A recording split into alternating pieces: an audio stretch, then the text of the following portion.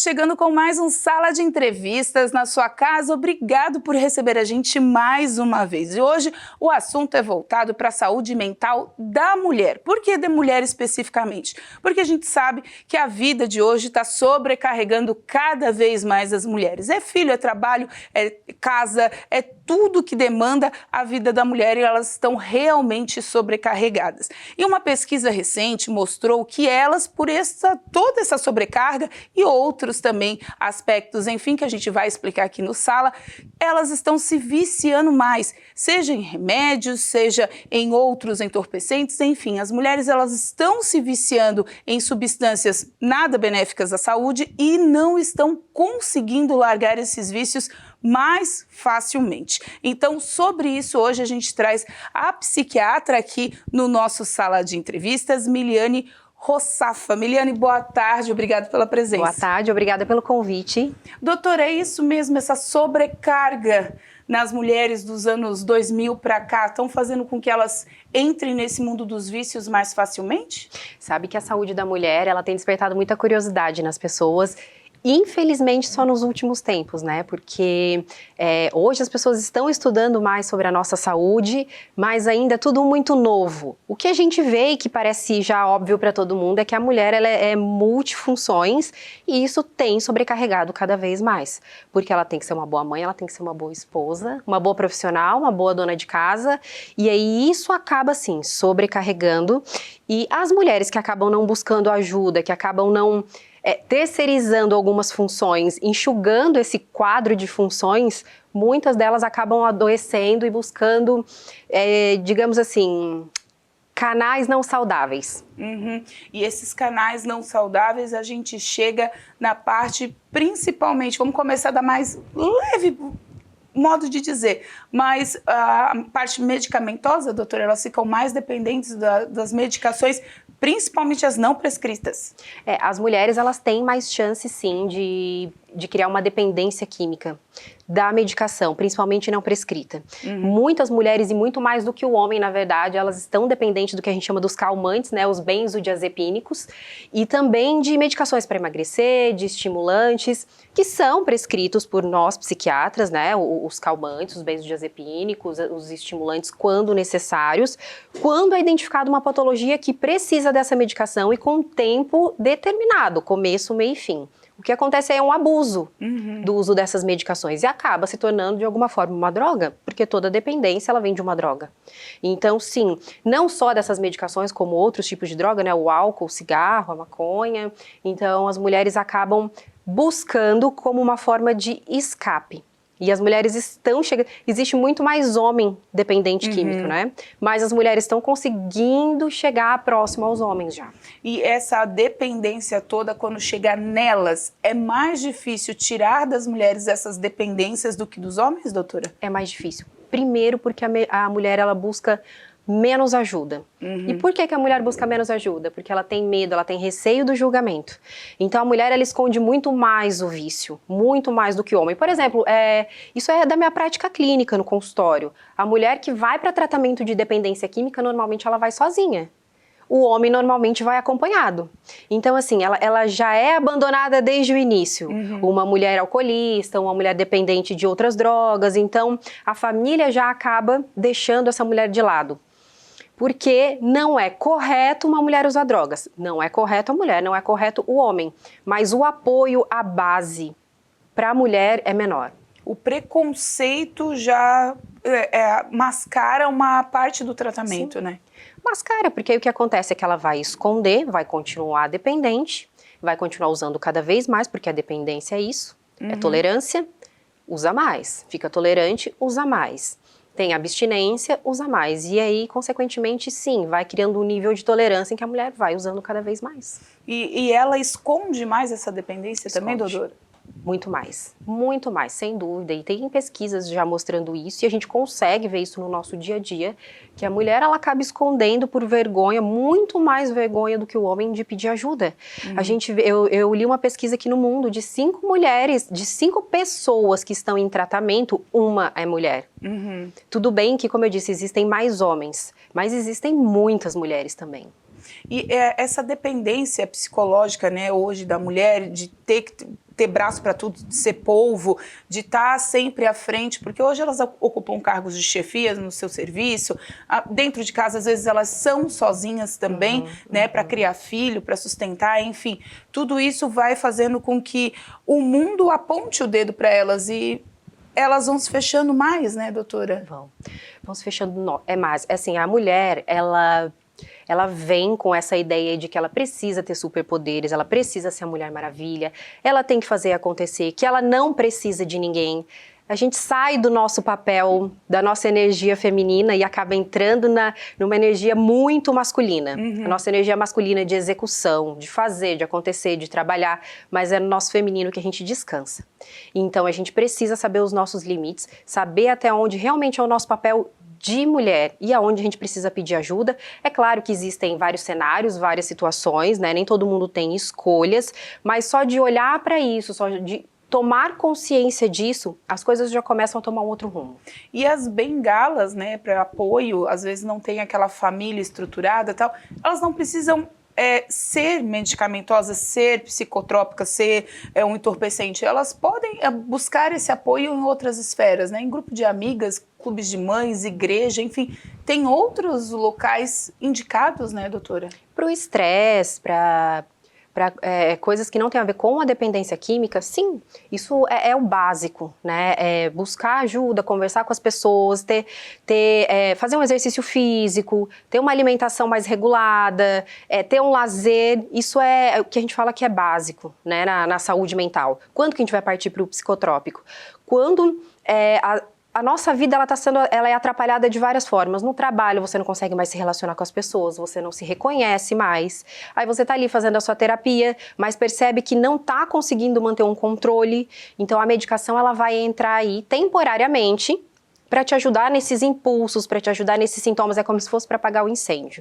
Então a medicação ela pode ajudar muito, sim. Tem esses dias até entrando nessa onda de internet, que é a gente vai chegar nisso também, porque está mexendo muito com a psique da mulherada. Eu vi esses dias que assim, se você tomar remédio psicotrópico, algo para a mente, não conte para o seu chefe ou não conte para os seus colegas de trabalho.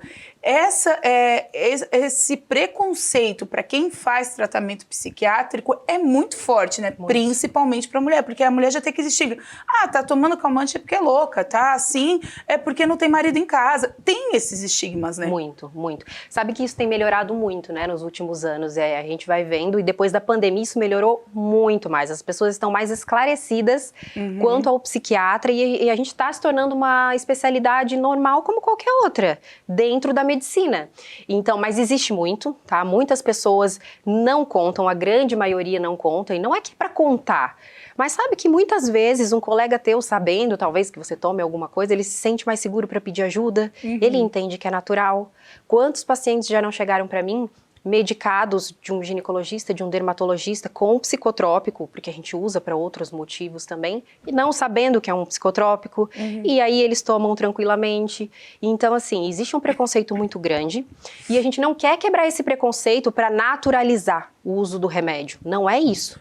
Mas é que transtornos mentais são tratados com psicotrópicos, além de mudanças de estilo de vida, e ajuda muita gente, salva vidas também.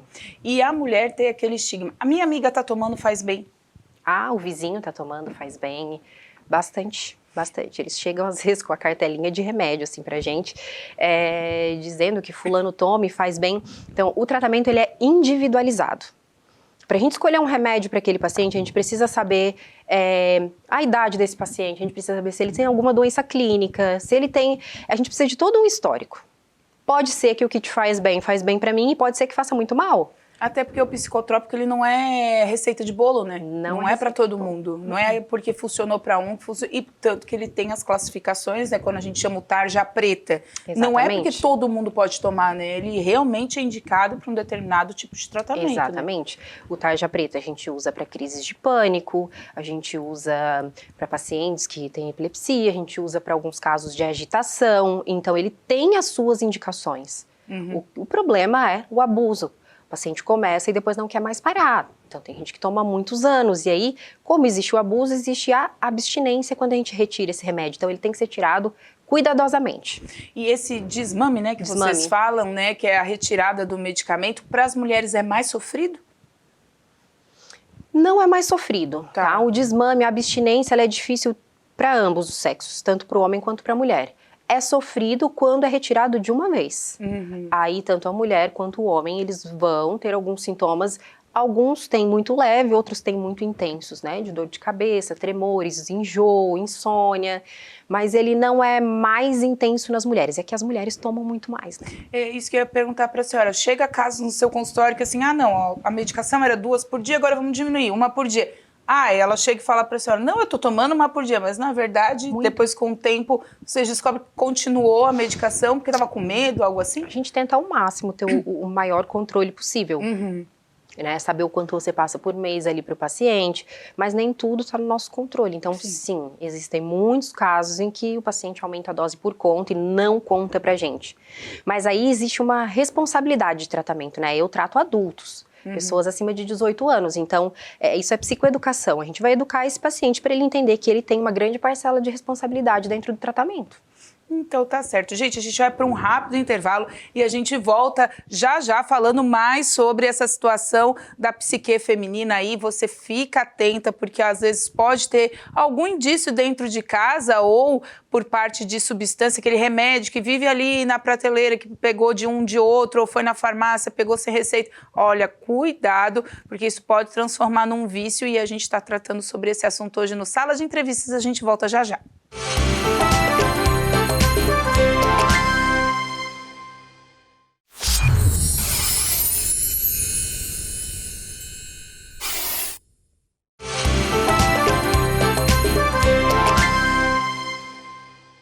Olá, de volta com o nosso Sala de Entrevistas. Hoje a gente está falando com a psiquiatra Miliane Rossafa sobre a saúde psíquica da mulher. A gente estava falando de vícios, porque que a mulher acaba se viciando mais em medicamentos, em ações aí psicotrópicas também, outras substâncias. A gente estava conversando sobre isso, a gente estava falando sobre essa sobrecarga. Mas também, doutora, em off a gente conversava sobre a questão desses medicamentos, né? Eles conseguirem e aí vão tomando, mas depois tem o desmame e quando para de tomar esse medicamento, a pessoa realmente ela entende que ela passou pelo tratamento ou ela vai procurando outras bengalas ou se vicia em outras substâncias? Tá. É importante a gente esclarecer o seguinte, é o que você disse, que não existe só um tipo de medicação, são classes. Tá? Então, os calmantes é a menor classe, aquele tarja preta, aquele que causa dependência. A maioria das medicações na psiquiatria não causam dependência. É bom frisar isso. Então, o antidepressivo, ansiolítico, estabilizadores de humor. Então, a maioria das medicações não causam dependência. É porque vem uma cultura de que todos os remédios causam dependência. Não é assim que funciona. Então, o paciente ele vai começar a tomar a medicação, seja para depressão, para ansiedade, para dependência química. Ele vai passar por um período de adaptação. Melhorou, vai passar por uma fase de manutenção, onde a gente mantém a medicação e cada caso leva um tempo com essa manutenção, e depois a gente começa a retirada. No caso dos tarja pretas, a gente fala de desmame porque pode ter sintomas de abstinência. No caso das outras medicações, eles podem ter sintomas de retirada também, que a gente chama de síndrome de retirada da medicação. Mas que é normal, isso não quer dizer que é uma dependência do remédio. Mas o paciente vai ficar bem depois que retirar a medicação? A intenção é que ele fique, se ele fez a parte dele dentro do tratamento. Qual que é a parte do paciente dentro do tratamento? É o exercício físico, que a gente tanto bate na tecla, e o exercício físico ele não precisa ser uma tortura para todo mundo. A gente sempre pede que pelo menos façam um mínimo de uma caminhada que seja. É a alimentação, é o sono regulado, tá? O sono é o nosso principal pilar. São coisas básicas que a gente vai orientando o paciente, tem várias, que se a gente retirar o remédio e ele tiver com essa base bem feita, muito provavelmente ele vai ficar bem. Se no meio do caminho desse tratamento ele não ficou retirando a medicação por conta, alterando a dose por conta, se ele não teve grandes problemas que fizessem ele ter recaídas, então a gente muito provavelmente vai conseguir tirar e ele ficar bem.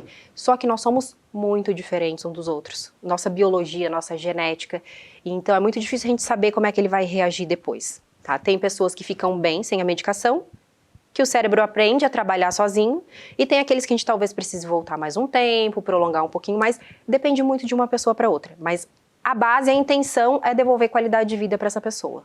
Doutora, no caso das mulheres, o vício e a dependência da internet, né? A gente está vendo muitos psicólogos também já passaram por aqui, né?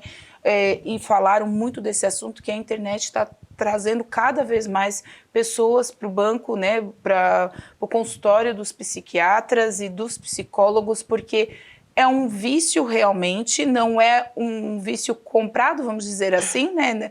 Não é um remédio, não é um entorpecente, mas é um vício.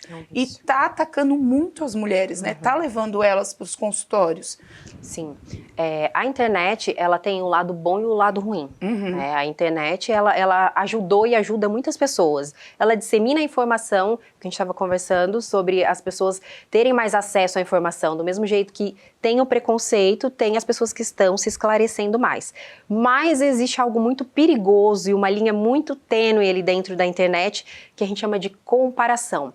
Isso é muito mais forte na mulher. A mulher tem um risco muito maior para compulsão e para impulsividade. Então, naturalmente, ela compra mais, ela se compara mais, ela sente mais, e aí ela acaba se envolvendo muito mais com a internet, e o vício de passar excesso de tempo ali na internet atrapalha, é uma cascata, atrapalha o sono, essa pessoa fica deprimida, ela se sente insuficiente no meio da sociedade, ela se sente insuficiente no meio que ela vive, e isso vai virando um ciclo vicioso muito intenso. E sim, eles acabam ali na minha cadeira para fazer tratamento, e não é só medicamentoso, o tratamento psicológico precisa entrar nesses casos também, sem dúvida, mas essa questão da comparação, ela é muito mais forte entre as mulheres, e elas acabam encontrando isso na internet com muita facilidade. E aí elas partem algumas para procedimentos estéticos que depois as deformam e também levam nessa bola de neve toda. Sim, aí existe o excesso na estética,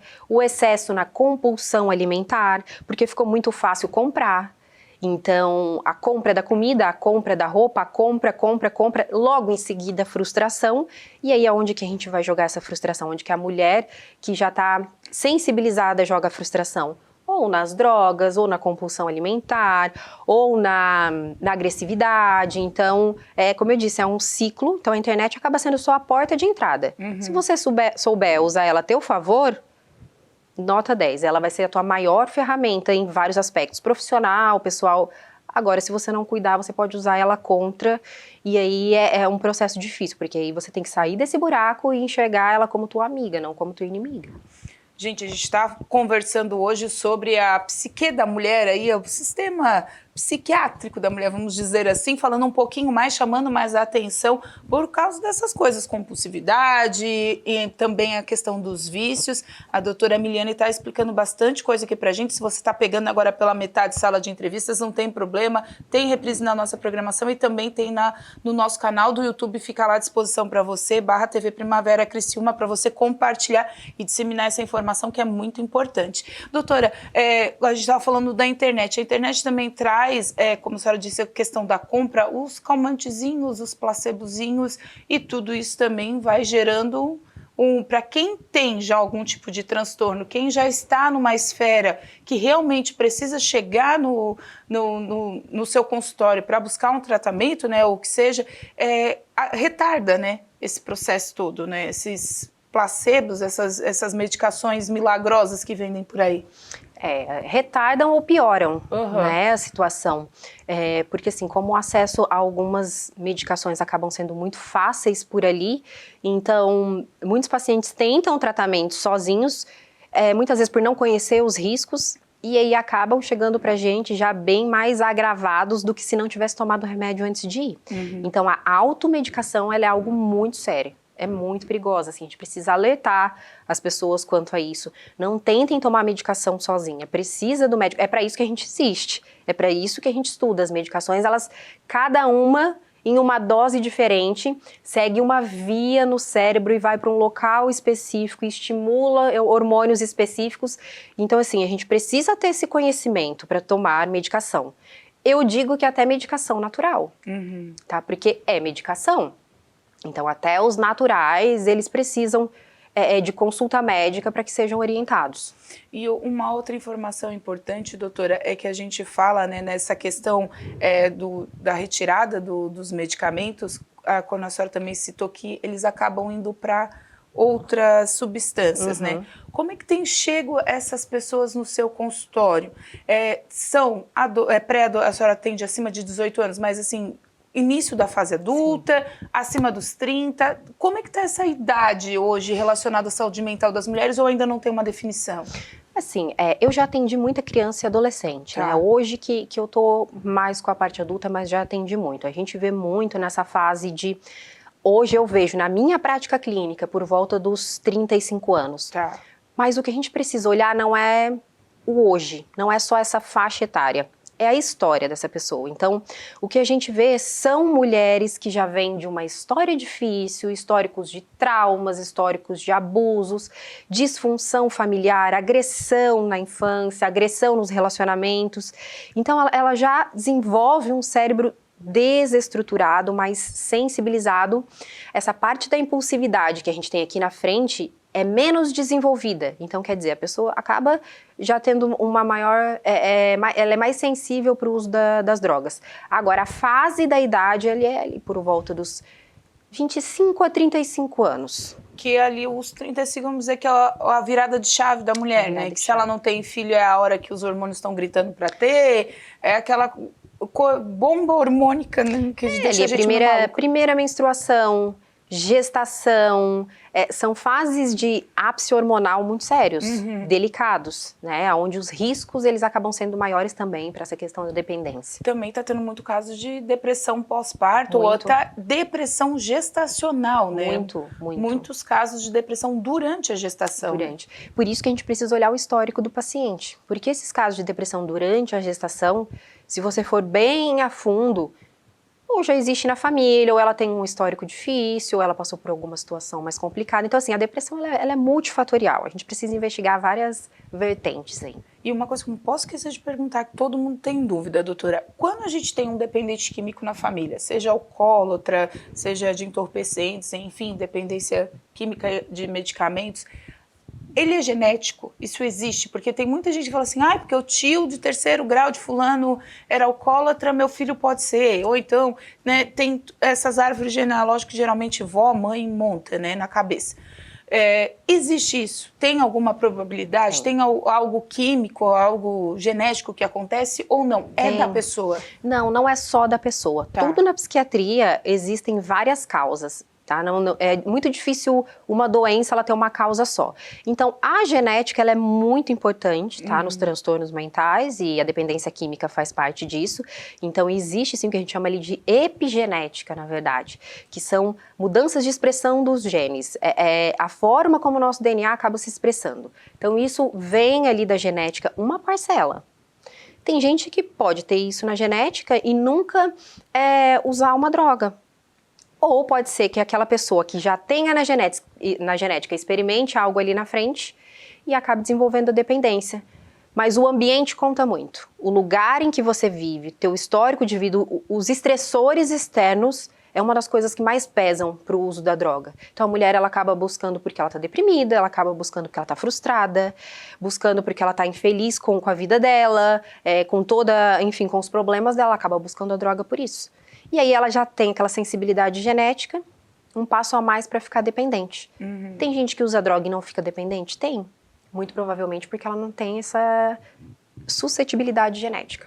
Então genética conta, mas não é só isso. Então tá certo. Doutora, foi um prazer enorme ter a senhora aqui com a gente, foi bem esclarecedora a sua entrevista. Espero que sirva mesmo, né, para que as mulheres chamem mais a atenção para a sua saúde mental. A gente tem batido muito nessa tecla aqui no Sala de Entrevistas, que é uma forma de olhar para o lado e olhar para si, né, não só olhar para o lado, porque a mulher cuida muito do outro, esquece de si, para tentar e desenvolver essas medidas e cuidar da saúde. Eu quem agradeço, espero ter ajudado vocês com as informações, espero que todas as mulheres que nos ouviram se olhem um pouco mais, se cuidem mais e cuidem do seu feminino também. A gente não dá conta de tudo, a gente dá conta de muita coisa, mas não dá conta de tudo. Muito obrigada pelo convite. Então tá certo. Gente, esse foi mais um Sala de Entrevista. Se você, como eu já falei, quiser ver essa reportagem de novo, né, essa entrevista de novo, o programa completo, quer compartilhar, quer mandar para aquela pessoa especial para ter mais atenção com a sua saúde, não fica acanhado, entre no nosso canal do YouTube /TV Primavera Criciúma, que a entrevista vai estar lá completinha e você vai poder compartilhar como quiser. Gente, até o próximo Sala. Obrigada!